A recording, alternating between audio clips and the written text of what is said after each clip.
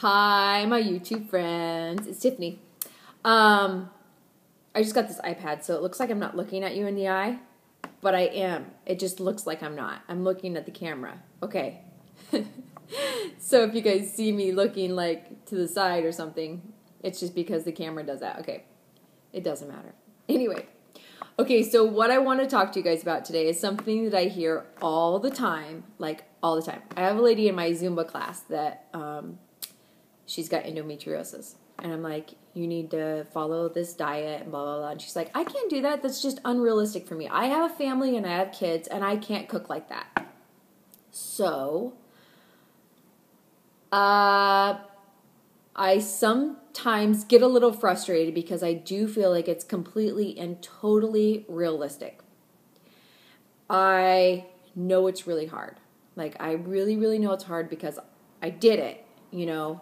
But I also know that if you were to stick with it for at least 60 days, you'd be like, okay, I'm sold. I feel so much better. It's worth it to be on this lifestyle. But that's not enough for a lot of people, and I get that. I really do get that. But I want to tell you guys some of the things that I do in order to stay on this lifestyle when I have to cook normal food for my husband and for my nieces and nephews when they come over. I mean, I have a junk food cabinet, you know, that is just for them that I don't eat. So, I mean, it's not like I don't have temptation in my house. I really do. But,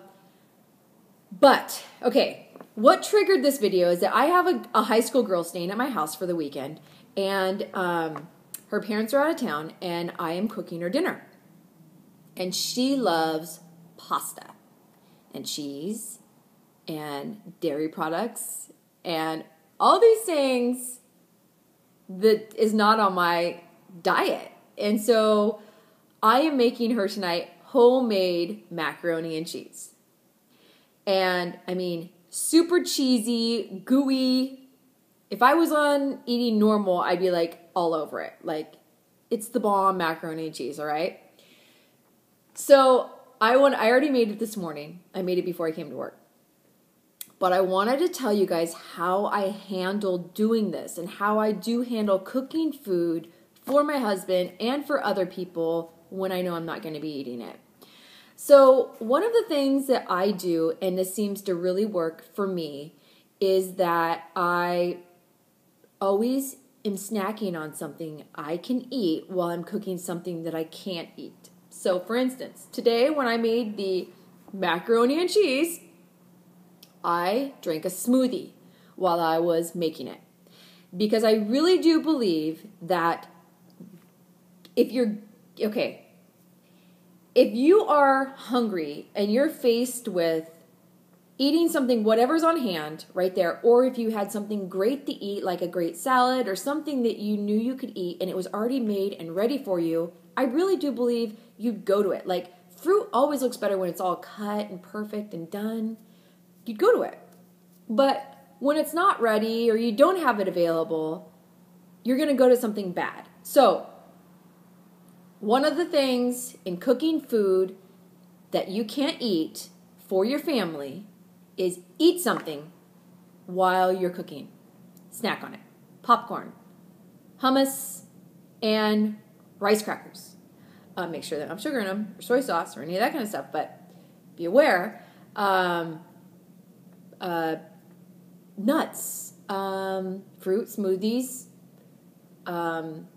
whatever you know you can eat, grapes, whatever it is, something that you can snack on so that you're not tempted because you are eating something while you're cooking it, okay? Stay full. 2, I think this is a really huge one, and what this is I feel like if you all sit down at the dinner table and you know you're serving your family macaroni and cheese, like I'm serving tonight, macaroni and cheese, okay? The way I feel like I'm not deprived is I always try to cook something I can eat incorporated with something I can't eat, okay? So for instance, tonight, I'm going to make chicken fingers. okay? But I'm going to make them the endometriosis way. And I'm formulating this recipe up inside this little head right now on my way to work. When I was walking, I was thinking, okay, well, how could I cook this? And so what I've been thinking is I'm going to take free-range organic chicken, no added hormones. Really important. We don't want extra hormones because we are an estrogen dominant. That's what we have. We have an estrogen dominance. We don't want to add that to it. We don't want to cause inflammation. We want to avoid that at all costs, okay? So, granted you're buying the right kind of chicken and we're aware of these things. Okay, another topic.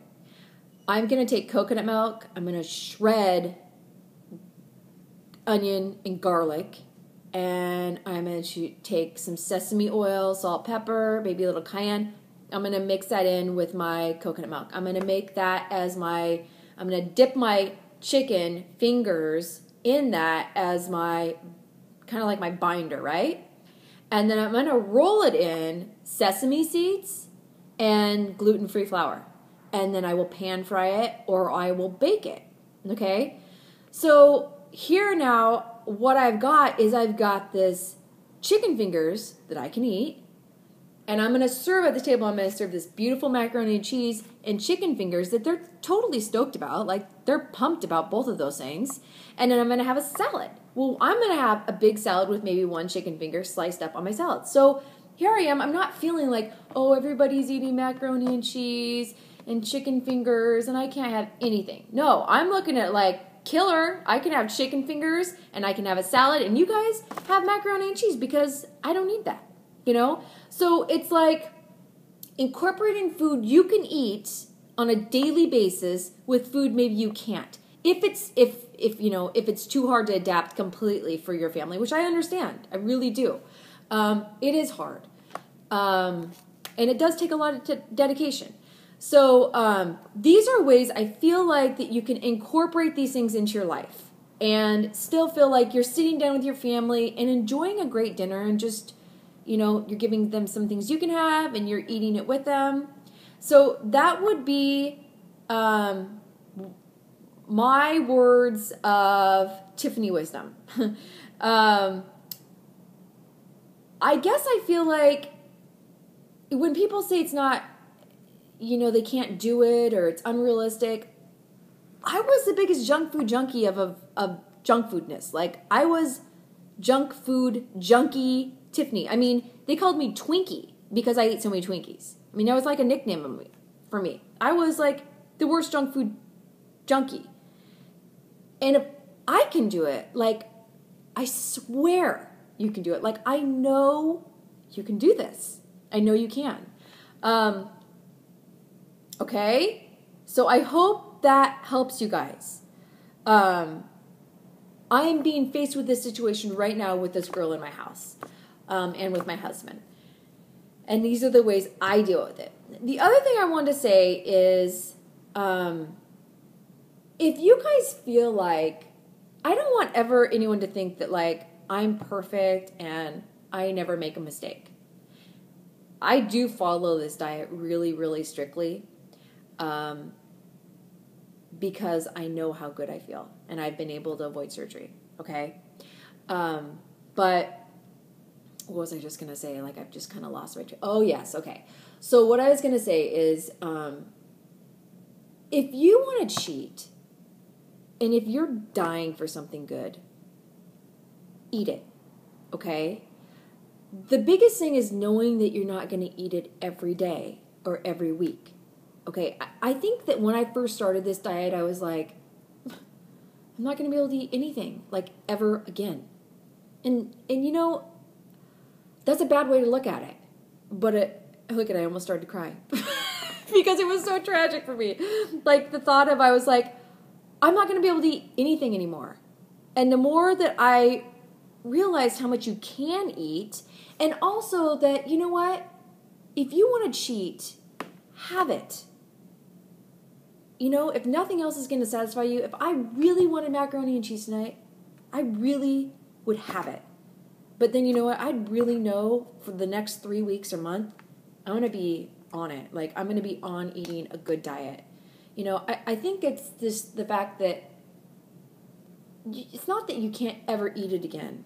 It's just if you're gonna eat it, just make it special and then get it back onto your diet. You know, don't let one night of eating something bad turn into every day eating bad. Make that something special and get back on, you know, the diet that you need to eat. So, yeah, I mean, because it is hard. It's like an alcoholic that can't ever, that can never drink again, you know? Not really, because an alcoholic really can't drink again because they'll go back, but food's a little different. I hope. For me it is. That was a bad comparison. Anyway, you can do this, and you will feel so much better, and go team. Bye.